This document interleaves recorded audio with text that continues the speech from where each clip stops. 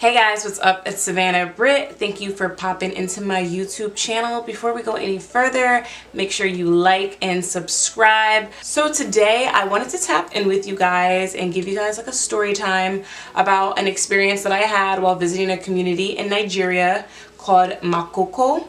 And it was really unique and I wanted to share with you guys my experience.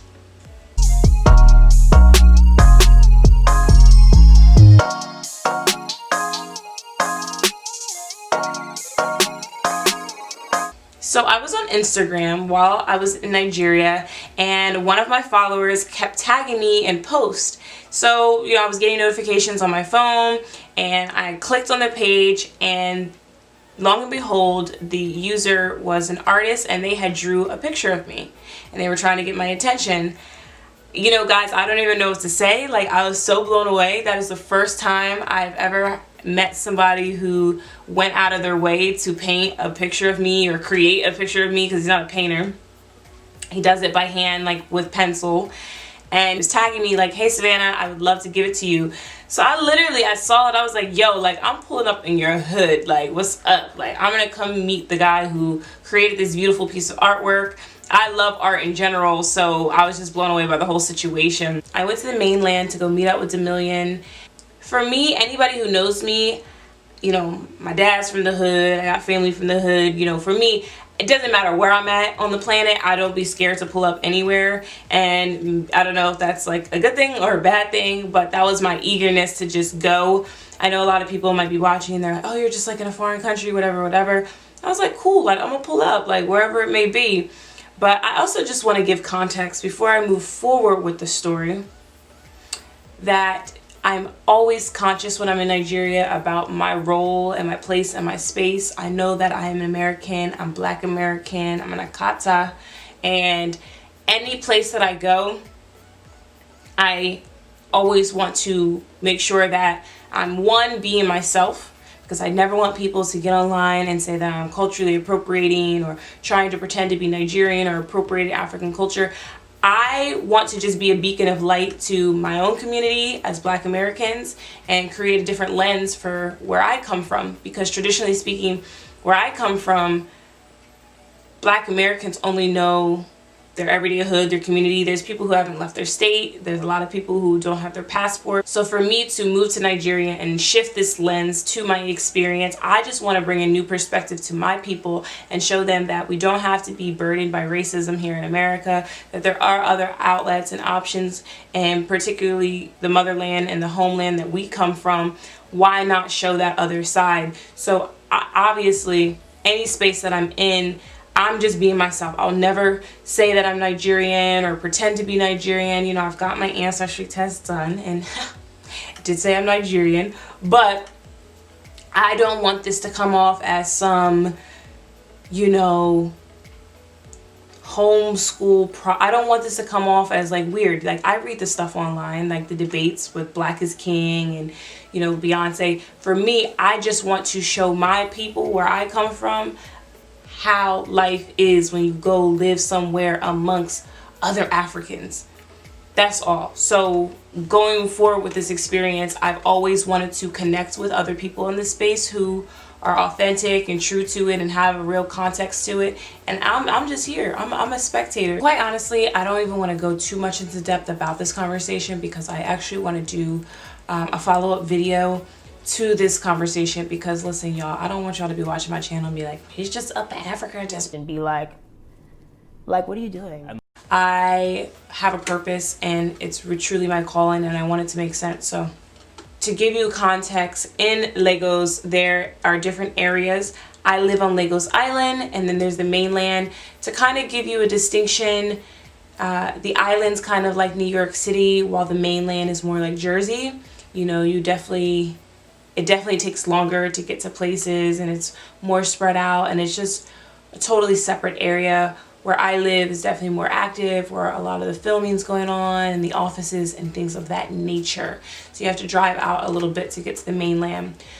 My girl Nasimo joined me. We took an Uber out to the mainland to go meet up with Damilion. We meet him at the corner at which he sells his art at, and I just pulled up on him. Like, you know me, I'm a Jersey girl. Like, it was so nice to meet him. The whole experience was just so amazing. I was just in awe that somebody took the time out to even create art with my face on it. I was like so grateful. I was so blown away by the detail in his art, by the patience, the meticulous steps that he took to create what was ultimately a photo of me. And then he went as far as to even frame it. So, you know, we hanging out, and then Damilion was like, yo, Sav, like, let's go get something to eat. So we hop on the Okadas, we go eat some local swallow.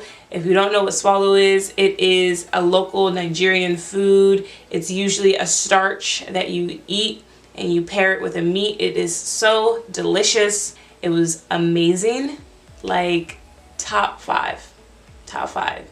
While we're there, I have the honor of meeting Damilion's mother. She's a beautiful African woman, and she said that she was just so grateful that I was able to connect with her son, and you know, it was just a blessing. So the next thing you know, Damilion's like, Sav, I want to take you to my hood, like where I'm from.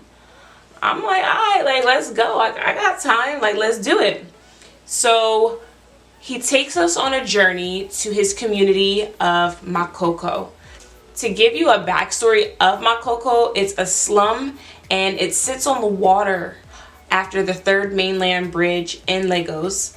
And all the homes in the whole entire community are on stilts. It's actually known as the Venice of Africa because you have to take boats to get through the community, to get to wherever you're going. You go into this community, and it's through different, like, small walkways to get to where you're going, and then eventually you get onto a boat, and a boat is what transports you throughout the community. There's no cars to drive. It's all boats. There's a lot of small children, a lot of pack living. I have very, very bad allergies, and it's a heavy fishing area, and they also burn a lot of their trash. One of the things that I learned through my experience of living in Africa is that they do have poor waste management. So that, combined with my allergies, I was definitely inhaling a lot of fumes that affected me the following day. I had a sore throat for like 3 days. So to be in that slum sort of environment only intensified it, like literally sore throat, runny nose. I had to eat pepper soup the very next day and just really get it out of me. You see a lot of littering, a lot of trash. This is not normal living situations. These sorts of environments invite cancer and other hazardous diseases. So he takes us through his community, and it was such a sense of community.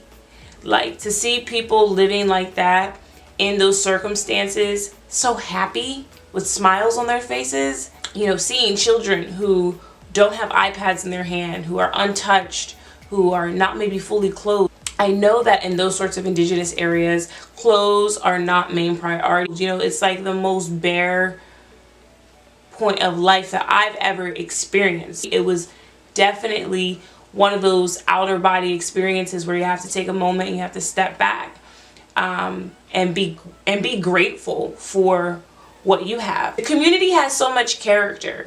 Despite everything being so close to each other, they still have their restaurants and lounges in there, and hair salons and barber shops and braiders, and whatever you need, they had it on the water.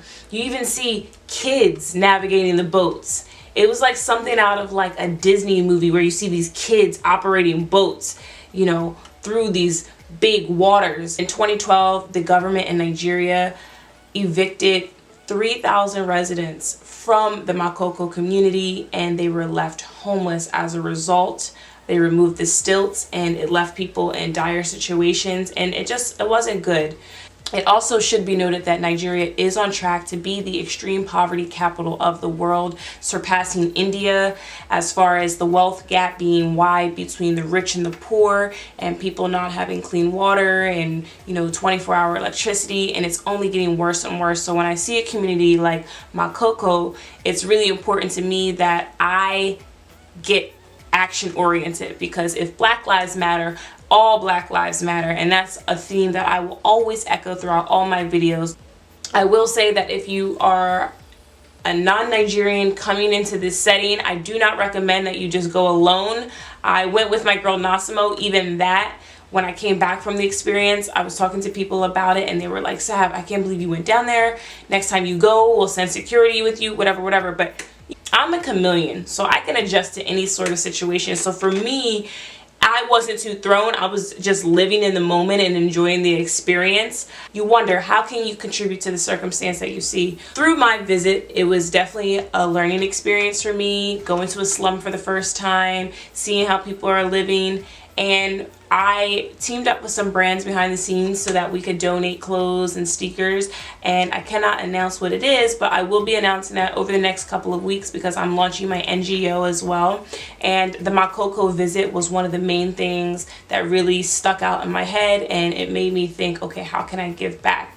For me, living on Lagos Island can create a bubble. You see the city life, you see things moving, fast paced, XYZ, club this, club that, but there's also a whole nother side of Nigeria. Shout out to Damilion for showing me your hood. Like, that was the coolest experience ever because I was super appreciative of the entire situation.